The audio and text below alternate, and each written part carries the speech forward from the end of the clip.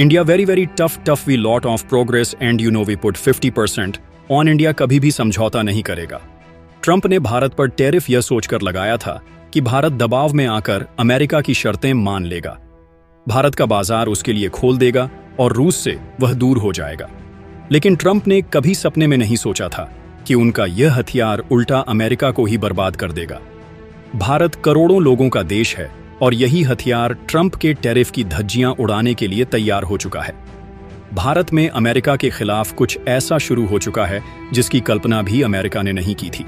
अमेरिकी कंपनियों की उड़ी नींद, भारत में उठी बॉयकॉट की सुनामी, कोका कोला से एप्पल तक निशाने पर अमेरिका की अधिकांश जनता भारत के साथ ट्रंप के भारत पर गलत टैरिफ को बता रही पूरी तरह से निराधार एक ऐसा फैसला जिसने दुनिया की दो सबसे बड़ी लोकतांत्रिक शक्तियों को आमने सामने खड़ा कर दिया है। एक ऐसा फैसला जिसने अमेरिका में ही एक नई जंग छेड़ दी है और एक ऐसा फैसला जिसने भारत को वह हथियार इस्तेमाल करने पर मजबूर कर दिया है जिससे बड़ी बड़ी अमेरिकी कंपनियां कांपने लगी हैं। जी हां, हम बात कर रहे हैं अमेरिकी राष्ट्रपति ट्रंप के उस तूफानी फैसले की जिसके तहत उन्होंने भारत से आने वाले सामान पर 50% का भारी भरकम टैरिफ लगा दिया है। उन्हें लगा था कि इस एक दाम से वह भारत को झुका देंगे, लेकिन उनका यह दाम उल्टा पड़ गया है। जिस वक्त ट्रंप भारत पर आर्थिक प्रहार कर रहे थे, ठीक उसी वक्त उनके अपने ही देश में उनके खिलाफ एक बगावत की चिंगारी सुलग रही थी। अमेरिका के ही एक थिंक टैंक ने एक ऐसा सर्वे जारी किया है जिसने व्हाइट हाउस में खलबली मचा दी है और इधर भारत में 140 करोड़ लोगों ने अमेरिकी कंपनियों को सबक सिखाने के लिए एक ऐसे महा हथियार का इस्तेमाल शुरू कर दिया है जो किसी भी मिसाइल से ज्यादा खतरनाक है। हम आपको बताएंगे इस धमाकेदार खबर की पूरी कहानी, तो बने रहिएगा वीडियो पर और इस संबंध में आपके जो भी विचार हो कमेंट में लिखकर जरूर बताइएगा। तो चलिए सबसे पहले उस धमाके की बात करते हैं जो अमेरिका में ही हुआ है।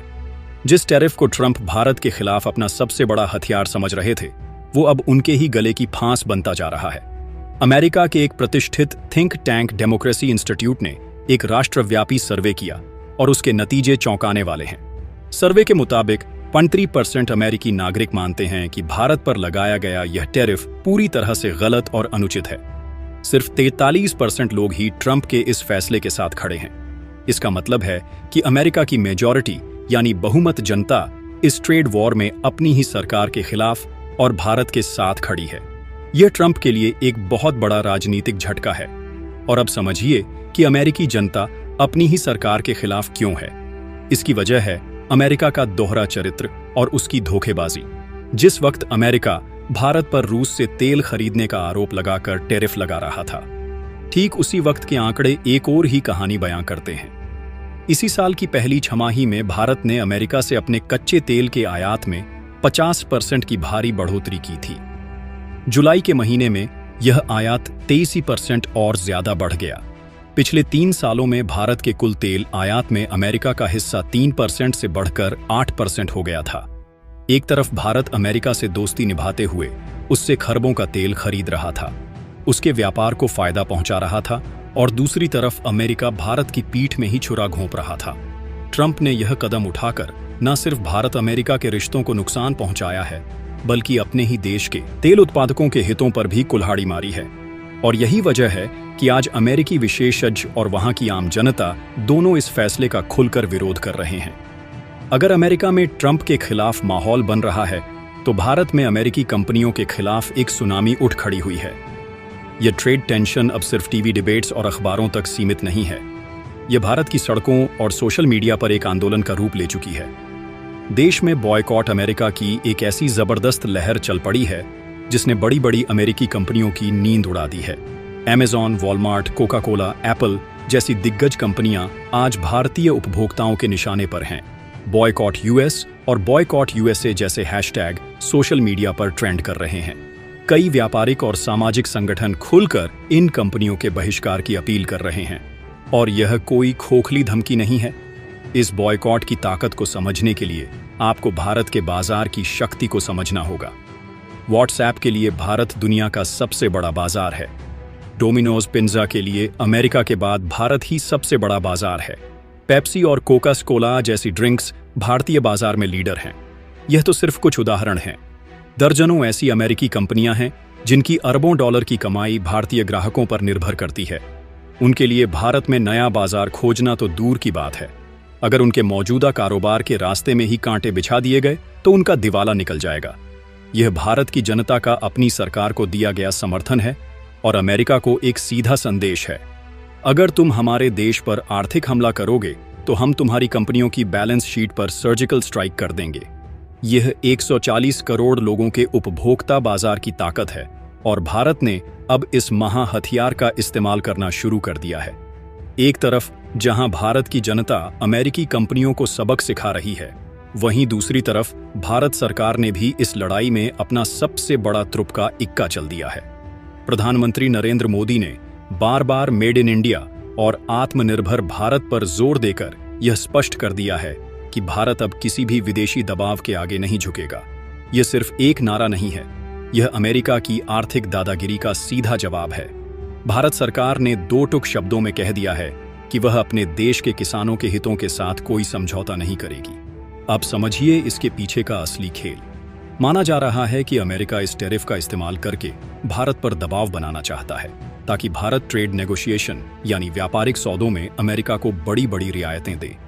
अमेरिका चाहता है कि भारत अपने बाजार को अमेरिकी डेयरी उत्पादों और अन्य कृषि उत्पादों के लिए पूरी तरह से खोल दे, जिससे भारत के करोड़ों किसानों को नुकसान हो सकता है। लेकिन भारत ने स्पष्ट कर दिया है कि वह किसी भी कीमत पर अपनी इन छिपी हुई मांगों को पूरा नहीं करेगा, चाहे इसके लिए उसे कोई भी कीमत क्यों ना चुकानी पड़े। यह भारत की कृषि कार्ड की रणनीति है, जिसके जरिए उसने अमेरिका की दुखती रग पर हाथ रख दिया है।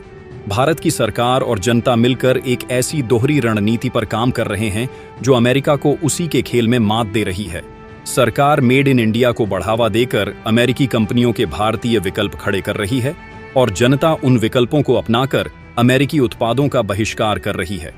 यह एक ऐसी इकोनॉमिक प्रेशर डिप्लोमेसी है जो अमेरिकी कंपनियों को मजबूर कर देगी कि वह अपनी सरकार पर टैरिफ हटाने के लिए दबाव डालें। इस पूरे घटनाक्रम ने भारत की एक नई विदेश और आर्थिक नीति को जन्म दिया है जो भविष्य में दुनिया के लिए एक मिसाल बनेगी। भारत अब डिप्लोमेटिक बैलेंसिंग एक्ट पर चल रहा है।